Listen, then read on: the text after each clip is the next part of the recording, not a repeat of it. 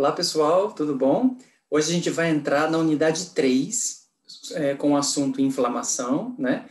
E depois a gente vai falar sobre distúrbio de crescimento para finalizar a unidade 3, que é a última unidade da nossa disciplina. Então, a gente vai começar hoje falando de um assunto extremamente importante, né? Porque a inflamação, ela está presente em quase todas as doenças, né? Quase todas as doenças a gente tem esse distúrbio que não deixa de ser um distúrbio um distúrbio circulatório, né, porque tem a ver com vasos sanguíneos, tem a ver com células, e a gente vai falar então sobre o que se trata, dividida em 3 partes: inflamação aguda, crônica e granulomatosa, né, para depois entrar no último assunto, que é distúrbio de crescimento. Apesar de ser, né, um título só, ele é muito vasto, muito grande, com muitas informações. Então, a inflamação, por definição, se origina do latim, da palavra inflammatio, que significa atear fogo. Então, atear fogo é a tradução do latim para inflamação. Então, o que a gente pensa, né? Um processo inflamatório que está pegando fogo, que está inflamado. Quando a gente tem, por exemplo, um produto que pega fogo, né? Cuidado, inflamável. Então, a inflamação, ela retrata essa parte do calor, do fogo, né, por ter essas alterações circulatórias importantes que a gente vai ver. Mas, por definição, a inflamação é uma resposta à infecção ou à lesão tecidual que ocorre para erradicar micro-organismos ou agentes irritantes para potencializar, que está escrito errado, a reparação tecidual. Então, essa primeira frase nos chama a atenção de um conceito muito importante que vocês devem ter visto na imunologia, que é a diferença de infecção para inflamação, tá? Infecção é quando eu tenho algum micro-organismo, como está falando aqui, ó, erradicar um micro-organismo, certo? Então, o que é um micro-organismo? Uma bactéria, um fungo, um vírus, né? Se bem que existem seções de vírus que autores não consideram como micro-organismo, e sim como partícula viral, partícula proteica, né? Mas eu tenho aqui um micro-organismo que geralmente é vivo e que causa algum problema no animal. Então, toda vez que eu tiver um micro-organismo, eu vou chamar de infecção, tá? E toda vez que eu não tiver um micro-organismo, por exemplo, uma picada de cobra é toxina, né? Planta tóxica é toxina também. Uma queimadura é um agente químico irritante. Então, ele é um agente irritante, substância química, vai causar queimadura, não tem micro-organismo. Então, toda vez que não tiver o micro-organismo, uma toxina, uma substância química, né, uma droga, eu vou chamar de inflamação, tá? E toda vez que tiver o micro-organismo, eu vou chamar de infecção. E aí vem a frasezinha que é clássica. Toda infecção é um processo inflamatório, mas nem toda inflamação é uma infecção. Vocês entendem essa frase? Vou repetir. Toda infecção é um processo inflamatório. Por quê? Se tem micro-organismo, está inflamado. Agora, nem toda inflamação é infecção, porque eu posso ter inflamação sem micro-organismo. Tá bom? Bom, e aí, então, resumindo essa conversa toda, essa prosa toda, eu vou ter que a inflamação é um processo de defesa natural, né? Onde estão envolvidas 2 partes de defesa que são muito importantes e vitais para o nosso organismo. Os leucócitos, que é chamada defesa celular, então eu tenho células especializadas em defesa chamadas de leucócitos, e tenho anticorpos, que é a defesa humoral, como vocês devem ter visto isso na imunologia, né?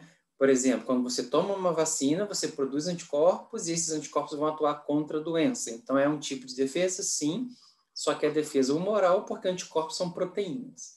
E quando a gente está falando de células, são os leucócitos. Esses leucócitos e esses anticorpos, eles vão atuar contra antígenos. Esses antígenos podem ser vivos, no caso, antígenos biológicos chamados de micro-organismos, como nós já falamos, ou pode ser inertes, uma proteína, pode ser uma poeira do ar que você está respirando e causa pneumonia, pode ser uma substância química que vai causar queimadura, pode ser uma droga, pode ser a toxina de uma cobra ou de uma planta, né? Antígenos é uma expressão que significa um corpo estranho. Então, toda vez que eu tiver um corpo estranho invadindo o meu tecido, eu vou ter a defesa ativada. Bom, aí você me pergunta, hoje, então a inflamação ela é uma coisa muito boa, né? Por que a inflamação é boa? Porque eu tenho um processo de defesa que está agindo contra um agente estranho. Se eu não tivesse inflamação, eu não teria esse combate. Então, é como se fosse um exército lutando contra um inimigo. Quem que é o exército? Os leucócitos e os anticorpos. Quem é o inimigo? O antígeno. Então, isso aqui é uma luta. Então, é uma defesa? Ela é positiva? Muito positiva. Né? A inflamação ela é muito positiva. Se não fosse inflamação, nós não teríamos vida. Porque a inflamação, se ela é uma resposta de defesa contra um agente estranho, então ela é muito positiva, porque eu estou combatendo alguma coisa que possa me fazer mal, né? Então eu tenho aqui, entretanto, desculpa, passei. Entretanto, essa coisa positiva, se ela é tão positiva assim, por que eu tomo anti-inflamatório? Essa é a grande pergunta. Ué, Gi, se a inflamação é positiva, se ela é vital, se ela está me defendendo, por que eu vou tomar anti-inflamatório? Eu vou estar contra a inflamação, que é um processo positivo. Então, se eu estou tomando anti-inflamatório, eu estou indo contra um processo positivo. Eu estou indo contra a minha defesa. Não é isso? É. Então, por que eu tomo anti-inflamatório se eu estou indo contra a minha defesa? Eu não deveria ajudar essa defesa para poder combater o antígeno de melhor forma, né? Então, a inflamação, pessoal, ela é positiva, ela é vital. Sem inflamação não existe vida, porém, eu tenho um lado negativo da inflamação, que é o quê? A inflamação exagerada. A inflamação exagerada, ela vai levar a danos teciduais. Vamos supor, eu acabei de explicar que a defesa é o exército e o antígeno é o inimigo. Vamos supor que temos uma guerra aqui em João Pessoa, né? Então, o exército e a polícia, eles vão entrar para combater esse invasor, e vai ter uma guerra. Essa guerra vai ter destruição e vai ter, né, morte, vai ter tudo de uma guerra que se espera. E quando acabar a guerra, o que vai sobrar da cidade? Depredação, vai sobrar vidro quebrado, carro quebrado, casa quebrada, a cidade vai estar toda estragada. Não é assim que uma guerra acontece? Sim, é assim que acontece. Na inflamação é a mesma coisa. Quando os meus anticorpos e os meus leucócitos vão invadir um tecido para poder combater o antígeno, o tecido também acaba sendo agredido, tá? Inevitavelmente, no processo inflamatório que está combatendo o meu antígeno, eu vou ter lesão tecidual. Por isso que um dos pontos cardeais do processo inflamatório é perda da função. Enquanto está inflamado, aquele tecido ele perde a sua função porque está havendo uma guerra e essa guerra está afetando as células normais, tá? Então, qual que é o lado negativo? É a inflamação exagerada, né? Exagerada. Vocês já viram o incrível Hulk? O Hulk ele é muito forte, então ele poderia defender, né, contra o antígeno de maneira eficaz. Sim, ele faz isso. Porém, tem hora que ele está descompensado, descontrolado, que ele sai quebrando tudo, sai batendo em tudo. Ah, ele acaba com o antígeno? Sim, mas ele acaba com o local. Ele acaba com o espaço, ele acaba com as pessoas que estão ao redor, que não tem nada a ver com o problema, né? Porque ele é descontrolado, descompensado. Então, a inflamação exagerada, ela vai levar a danos teciduais e perda da função daquele tecido, tá? Então, o que a gente vai fazer? Para as inflamações exageradas, eu vou ter que utilizar um anti-inflamatório. O que o anti-inflamatório vai fazer? Ele vai frear aquela inflamação de modo que ele não anule o processo inflamatório, mas também ele segure o processo inflamatório num nível que seja adequado, que tenha resposta, mas que não danifique tanto o tecido, tá certo? Então, esses são os dois pontos. Essas aqui são as células que vão fazer parte do exército, que vão fazer parte da defesa. ele é chamado de leucócito. Então, as pessoas sempre confundem isso, né? Os alunos sempre confundem isso. Leucócito com esses outros nomes aqui, ó, neutrófilo, basófilo, eosinófilo. Leucócito é um grupo de células que estão divididos em 2 subgrupos, chamados de agranulócito, porque não tem grânulo, e granulócito, porque tem grânulo, tá? No citoplasma, esses pontinhos que vocês estão vendo aqui são chamados de grânulos. Esse aqui mais discreto, pequenininho, esse aqui também, grânulos. E aqui o citoplasma não tem grânulos, então há granulócito e granulócito. Os agranulócitos, linfócito e monócito, cada um com uma função específica, né, de defesa. Ou eles fazem fagocitose, que é o englobamento do antígeno, né, como vocês já viram isso lá na disciplina de células, biologia celular. Eles fagocitam, eles engolem o antígeno e destroem no citoplasma. Para isso, eles têm que ter, né, um citoplasma avantajado. Então, esse aqui monócito faz fagocitose, célula apresentadora de antígeno, que no caso vai virar macrófago, né? Os que têm grânulos fazem degranulação, os que têm grânulos fortes fazem degranulação. O que é degranulação? É jogar o grânulo no antígeno.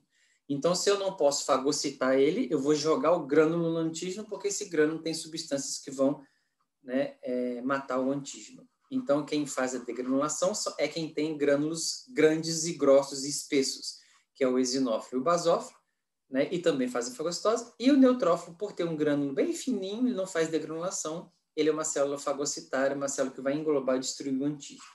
E o linfócito, como ele não tem citoplasma avantajado como os outros, ele não faz fagocitose. A função dele é captar, né, os antígenos livres e os antígenos apresentados pelo macrófago e produzir anticorpos. Então, o linfócito é uma célula muito importante para a produção de anticorpos, que é o linfócito B, que depois se diferencia em plasmócito e aumenta a produção de anticorpos mais ainda, né? Então, esse aqui é o nosso exército, cada um com uma função diferente, cada um com um atributo diferente. Bom, então a inflamação ela é classificada em 3, a gente vai ver hoje a inflamação aguda, né? Então, a gente viu lá no início da disciplina que um processo agudo é um processo rápido, repentino, então a inflamação aguda é assim, você estava bem, daqui a pouco acontece o processo inflamatório, como, por exemplo, a cólica de cavalos, né? O cavalo está bem, daqui a pouco ele começa com uma dor, a evolução é rápida da doença, então isso é um processo agudo, inflamação aguda. A crônica é quando ela é persistente, uma inflamação que começou aguda, não foi tratada, não foi diagnosticada, passou e ela continua devido ao não tratamento ou simplesmente porque o antígeno ele é persistente. O processo imunológico de defesa não consegue combater, como é o caso da tuberculose, como é o caso da brucelose, da Ehrlichia, né? São doenças crônicas onde o antígeno ele é muito difícil de combater pelo sistema imunológico, as drogas que a gente tem não são suficientes para tratar, e aí ele fica crônico. E quando essa doença crônica vira um processo chamado de granuloma, que é um caroço, um nódulo parecido com tumor, né? Quer dizer, é um tumor, mas parecido com câncer, ele é chamado de granuloma. E quando forma um granuloma, ela é classificada, então, como granulomatose.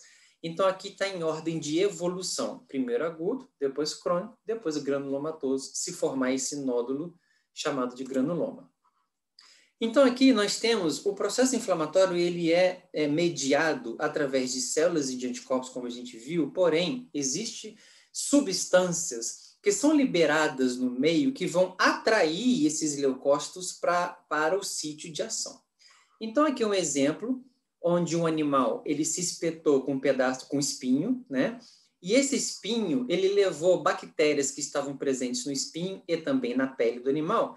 As bactérias que são esses bastonetes que vocês estão vendo de cor amarela, né? As bactérias invadindo a pele, a epiderme, né? E quando essas células invadem, quando as bactérias invadem e também um corpo estranho, no caso aqui um espinho, ele altera o tecido, né? Destrói as células, matam as células pelo próprio objeto estranho, pelo corpo estranho pontiagudo, no caso aqui um espinho, eu vou ter a liberação de substâncias do tecido que está sendo lesado e também das bactérias, que no caso aqui as toxinas bacterianas, né? Então, esses pontinhos vermelhos é a liberação de toxinas bacterianas e também de toxinas vindas da morte das células que estão aqui, da necrose das células epiteliais, vão liberar substâncias que vão atrair as células que estão no tecido, né? Então, existem células que estão ali no tecido. No caso da pele, eu tenho macrófagos e eu tenho mastócitos. Então, aqui, nesse esqueminha, ele está dando um exemplo de mastócitos, que são células que estão aqui presentes no tecido, e o mastócito é um granulócito, ou seja, ele tem grânulos. Então, quando ele percebe que está havendo uma invasão, e essa percepção é dada por essas substâncias que são liberadas aqui, ele degranula, ele libera esses grânulos no tecido. Esses grânulos são chamados de mediadores químicos, e a principal função deles é chamar os outros leucócitos para essa região, que estão presentes principalmente no vaso sanguíneo, dentro do sangue, para que esses leucócitos saiam do vaso sanguíneo e vão em direção ao tecido, ajudar a fagocitar e a destruir esses antígenos que estão invadindo, né? Então, essas substâncias que estão sendo liberadas no meio são chamadas de mediadores químicos, e a principal função dela é vasodilatadora, como, por exemplo, a histamina, tá? A histamina causa uma vasodilatação, permitindo que esse vaso, ao dilatar, abra espaço entre as células endoteliais e o leucócito saia por um processo chamado de diapedese, que nós já vimos isso na aula de hemorragia, né? A diapedese, então, é a saída do leucócito de dentro do vaso para fora do vaso, sem que haja rompimento desse vaso. Vocês estão vendo aqui, abre uma janela, né? O leucócito sai, mas o vaso continua ali quietinho, não se rompe, né? Isso só é possível devido à vasodilatação ocasionada pelos mediadores químicos, no caso aqui a histamina, que nós vamos falar, né, dos mediadores que vão agir principalmente dilatando os vasos para facilitar a saída deles, ok? Então, quando dilata o vaso, a quantidade de sangue aumenta, até porque eu tenho que levar mais células para esse local, né? Eu tenho que levar mais soldados, o exército tem que invadir esse local. E onde estão os leucócitos em grande concentração? No sangue. Então, se eu tenho grande concentração de leucócitos no sangue e eu preciso de leucócitos na área, eu vou ter que aumentar a circulação sanguínea. Por isso que o tecido fica mais vermelho, fica mais inchado, fica mais quente, porque eu tenho mais sangue naquele local devido à liberação de substâncias vasodilatadoras por células, né, que estão aqui presentes no tecido. Ficou entendido isso? Bom, então aqui, essas substâncias chamadas de mediadores químicos funcionam como se fosse um alarme, tá? O alarme toca e essas substâncias são liberadas e as células sentem, né, que está acontecendo alguma coisa e vão em direção ao antígeno para poder fagocitar e para poder tentar amenizar essa invasão aí, tá? Então aqui é só um exemplo, tá? Aqui nós temos o macrófago. Quando o macrófago vê o antígeno, ele se torna ativado. O macrófago ativado, depois de fagocitar, depois que identificar a invasão, ele libera mediadores químicos chamados de inflamatórios, né?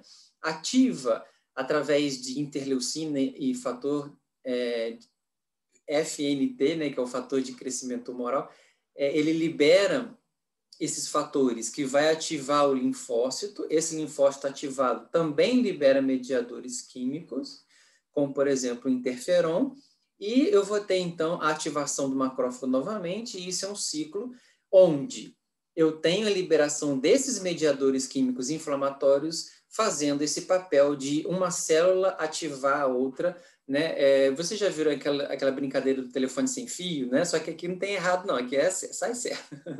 Uma célula passa para outra que está tendo alguma coisa, a outra passa para outra, vai ativando, e assim forma uma cadeia de ativação com liberação de várias substâncias inflamatórias com o objetivo final de defesa, tá certo? Bom, então nós vamos falar agora de alguns mediadores químicos. O principal mediador químico é a histamina, porque ela é uma potente vasodilatadora, só que ela é breve e aí precisa então de ser liberada constantemente, porque como a ação dela é breve, ela precisa ser liberada o tempo todo para poder manter esse vaso dilatado, né? Produzido principalmente pelos mastócitos, basófilos e as plaquetas. Outro mediador químico importante é a serotonina, que também causa de vasodilatação, porém, ela aumenta mais a permeabilidade vascular. Isso é muito importante. Então, ela é semelhante à histamina, porém, aumenta a permeabilidade vascular. O que vai fazer esse aumento de permeabilidade? Vai facilitar a diapedese, a passagem do leucócito dentro do vaso para fora do vaso, tá? As cininas, que aí elas são vasodilatadoras mais potentes, né? Alguns anti-inflamatórios inibem as cininas, onde vai ter, além da vasodilatação, aumenta a permeabilidade, porém, ela é uma das responsáveis por o aparecimento da dor. Então, existem alguns anti-inflamatórios que são analgésicos, justamente por inibir a produção dessas cininas aqui, e você tem o controle da dor, né? As cininas sustentam e intensificam as alterações capilares iniciadas pela histamina. Então, como a histamina é breve, ela precisa de outra substância para manter o seu efeito. E essas substâncias são as cininas. E aí, aqui é o esquema de um vaso normal. O que é um vaso normal? Eu tenho artéria, capilares, que é o leito, e depois eu tenho as vênulas, né, as veias. O fluxo de água e de sangue nas artérias é de dentro para fora. Então, vocês estão vendo a setinha maior, né, saindo e menor entrando. Então, sempre o fluxo das artérias é de dentro para fora porque ela está levando alguma coisa, né? No leito capilar é igual. Tanto tem que sair como tem que entrar. Porque aqui eu estou querendo levar as toxinas, levar o CO2, levar tudo que o tecido produziu embora, né? E o fluxo da veia, então, é de fora para dentro. Então, ela vai drenar os líquidos, ela vai drenar tudo que tiver no tecido para levar de volta ao coração para bombear para o pulmão. Então, repetindo, o fluxo de líquidos, né? Ele é nas artérias de dentro para fora e o fluxo da veia é de fora para dentro. No caso da inflamação aguda, onde eu tenho uma vasodilatação provocada pelas histaminas, serotoninas e cininas, principalmente, o que eu vou ter? O fluxo de água, ele é de dentro para fora, aumenta pra caramba das artérias, e o que era de se esperar, que no leito capilar era igual e que, né, não tinha, aqui como está aqui, ó, é igual, e na vênula é de fora para dentro, eu tenho ainda um fluxo venoso de dentro para fora também. Ou seja, eu tenho tudo saindo de dentro do vaso para fora do vaso, porque eu quero levar os leucócitos e a pressão hidrostática, então, dos vasos, ela é de dentro para fora muito alta, fazendo com que haja saída dos compostos. O que eu quero que saia? Leucócito, hemácia, para poder oxigenar o tecido, né?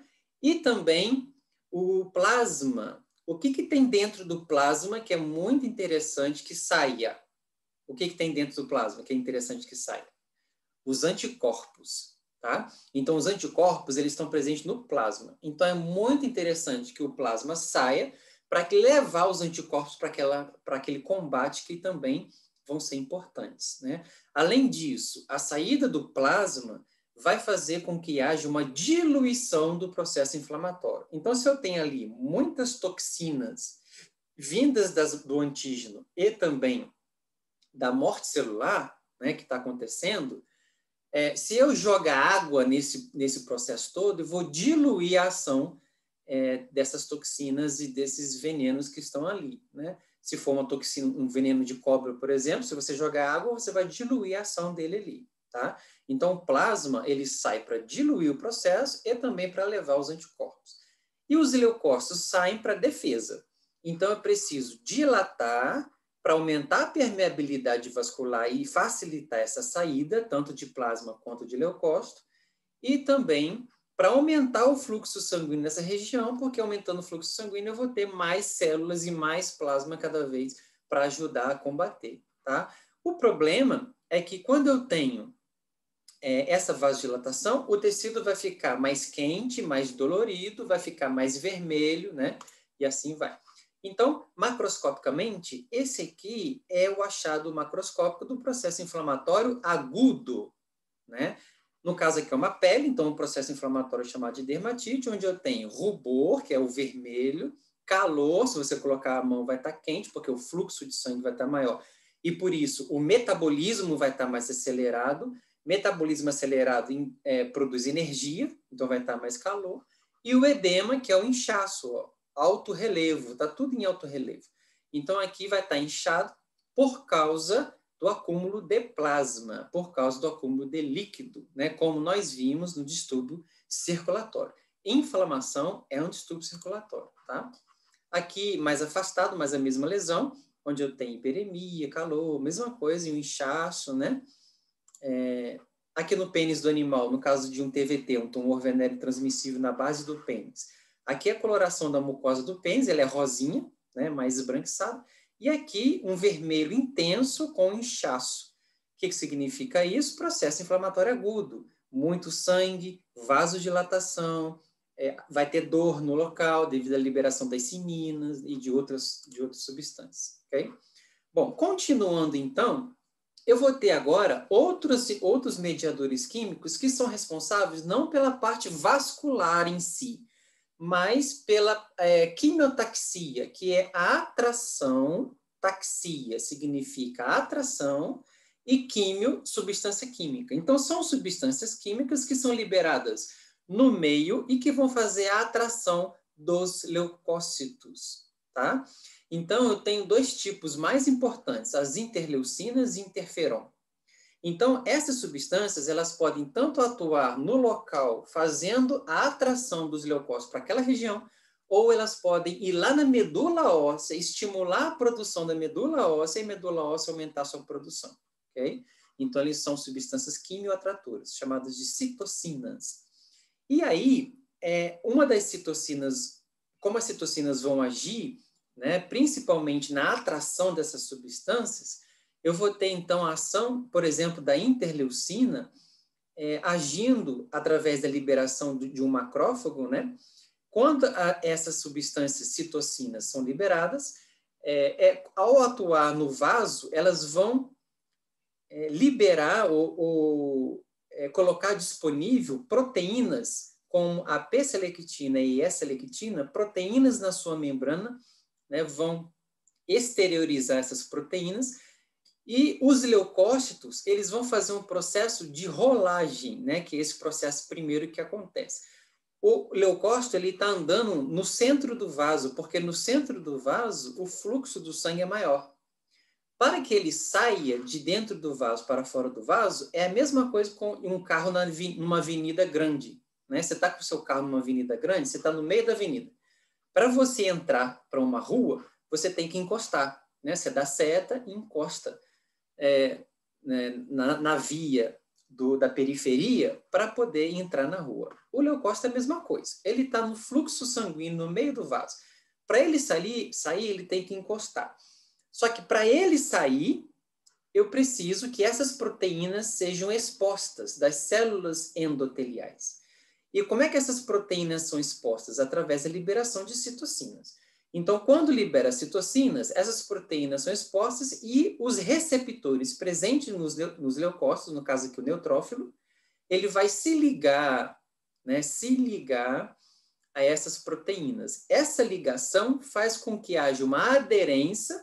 Então, eu tenho aqui a ativação, né, de outras integrina, por exemplo, que vai ter a adesão desse leucócito na parede do vaso, e a partir dessa adesão, há uma abertura das células endoteliais, que fazendo com que haja, então, a facilidade do leucócito em passar por essa abertura, certo?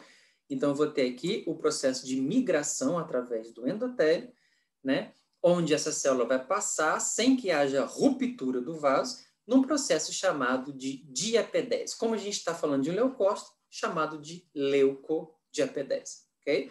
Então, primeiro ele se marginaliza através do processo de rolagem, né? Ativa a integrina pelas quimiocinas, que são outros mediadores que são liberados, né? Então, aqui eu tenho a adesão desse leucócito na parede. A partir dessa adesão, eu tenho a abertura de um espaço entre as células endoteliais, e essa célula, então, é capaz de passar num processo chamado de leucodiapedese. A partir do momento que ela passou, pronto, ela vai começar o seu trabalho de fagocitose. Então, aqui ó, é a fagocitose, né, do antígeno pelo leucócito. Ok? Bom, então a gente fica por aqui e vamos continuar no próximo vídeo. Até lá!